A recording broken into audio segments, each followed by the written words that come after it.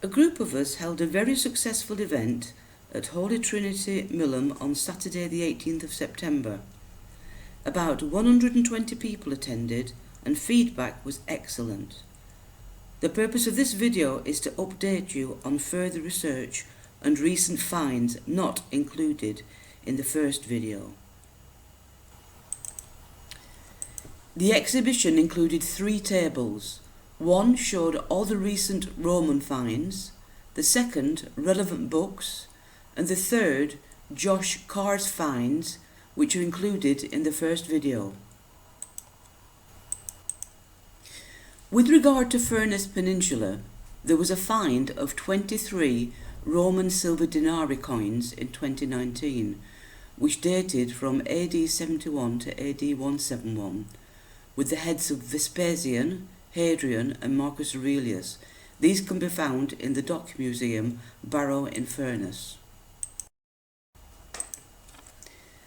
Daniel Elsworth gave a convincing talk on the Romans in the Furness Peninsula. He mentioned several references to Roman roads, in particular one found at Conishead, Ulverston. For more information, see his article, The Street Gate at Conishead, the Castellum at Dalton, and Roman Furness. This was published in Transactions of the Cumberland and Westmoreland Antiquarian and Archaeological Society, Volume 7, 2007. Daniel then shared a picture of some oil lamps found at Dalton. He also showed us a picture of a copper alloy pot dated between the 1st and 2nd centuries AD, which had been found near Furness Abbey. Daniel shared other evidence from his 2007 paper which, together with the more recent finds, gives a fairly strong picture that the Romans were indeed in the Furness Peninsula, as suggested by Richard S. Ferguson in his History of Cumberland, 1890.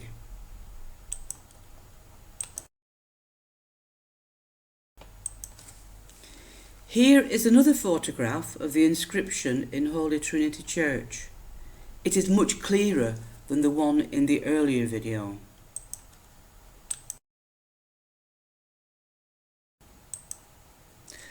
Altogether, there are over 50 Roman artifacts found in the Millom area. Here are some of the coins.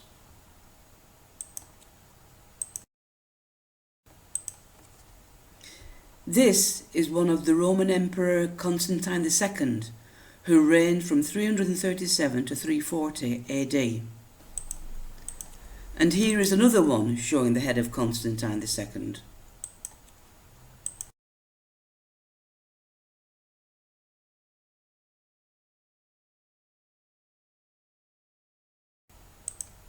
This coin is the Empress Aelia Flaccilla, wife of Theodosius I.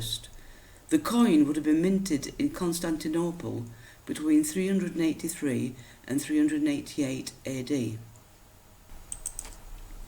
Here we have a Roman trade weight in the shape of a shell. This would have been on one side of the weighing scales.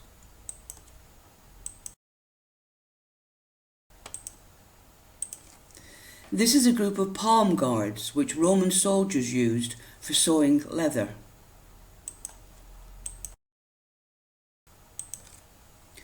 Quernstones are tools used for grinding various materials.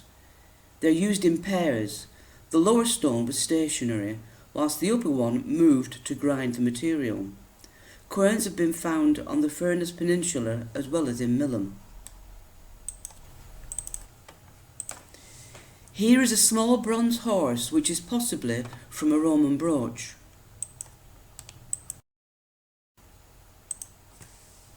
And this is a small bronze eagle. It could also be Roman. I'm not sure whether these two items have been authenticated though. There have now been over 50 Roman artifacts that we're aware of found in the Millom area. This begs the question, what was the Roman presence in Millom? Was there a Roman road or roads? Was there a Mal Fortlet or Castellum? A Roman port? or a Roman signal station.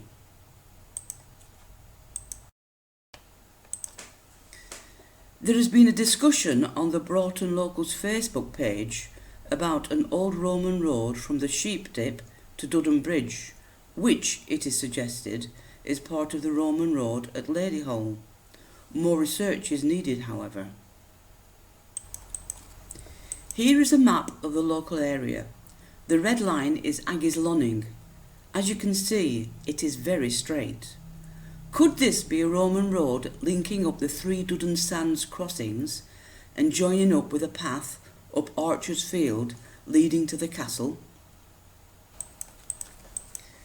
The Romans usually made camp at places which were already inhabited. On this 1860 map, I highlight the church, the castle, Aggies Lonning, Gallows Field, which, according to Ferguson, is where the Romans landed after crossing the Dudham Sands, and Salthouse Farm, named after the salt pans. You will notice a circle in the field next to the castle. Here is a close-up of the field on Google Earth, which shows a crop mark. Cumbria's Prehistoric Monuments is the title of a book just published. It's written by Adam Morgan Ibbotson. In it, he discusses the 3 Millom crop marks, including this one.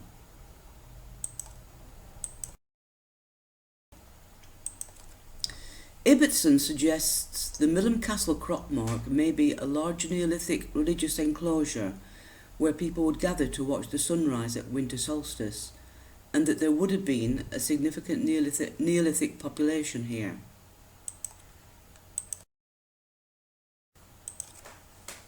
This is further suggested by the 3 local Bronze Age stone monuments, Swidside, the Giant's Grave and Lacra Bank, the latter 2 being at Kirkstanton.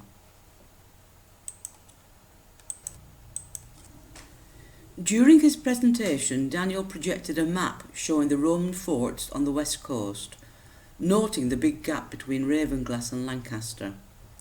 In fact, the gap between Moresby and Ravenglass is 18 miles, whereas the gap between Ravenglass and Lancaster is significantly bigger. This gap alone implies there would have been further forts along the west coast.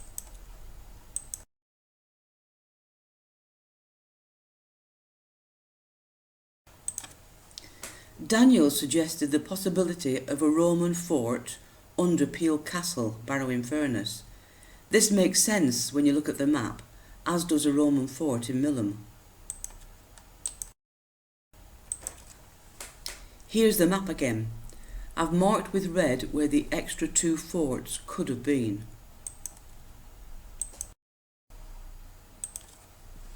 If we look at Mile Fortlet 21 at Crosscanonby Maryport, there are some similarities with Millom. For one thing, close by there are salt pans. For another, there's also an old church close by which was built about the same time as Holy Trinity. It has sandstone blocks originating from a Roman building. This begs the question, was Holy Trinity Church built over a Roman fort?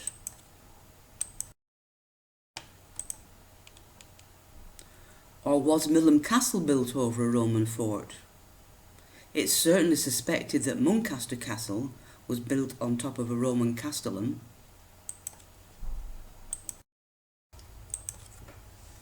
David Shotter, the expert on Romans and Cumbria, who sadly died earlier this year, discusses the possibility of the Setantii tribe being in this part of Cumbria, and refers to Egyptian geographer, mathematician, astronomer, philosopher, altogether rather clever chappie, Ptolemy, who mentions a Portus Setantiorum, i.e. the harbour of the Setantii being in the northwest.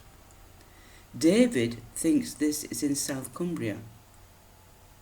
Could Borwick Rails have been Portus Setantiorum? Roman signal stations were rectangular towers of stone or wood, situated within ditched, embanked, palisaded or walled enclosures.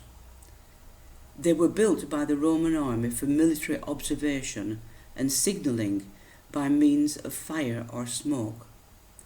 They normally formed an element of a wider system of defence and signalling between military sites such as forts and camps and towns, generally as part of a chain of stations to cover long distances, both along Hadrian's Wall but also further south along the coast, to keep a lookout over the sea and to signal information both along the coast and to inland sites. Signal stations were constructed and used in Britain mainly during three distinct periods. The earliest examples were built between AD 50 and AD 117 for use during the earliest military campaigns during the conquest period. However, all along the east coast there is a series of signal stations probably erected in the 4th century AD. Why would the Romans choose Millom? Well, for one thing, it was already inhabited, and that meant there would be crops available and cattle, as well as people.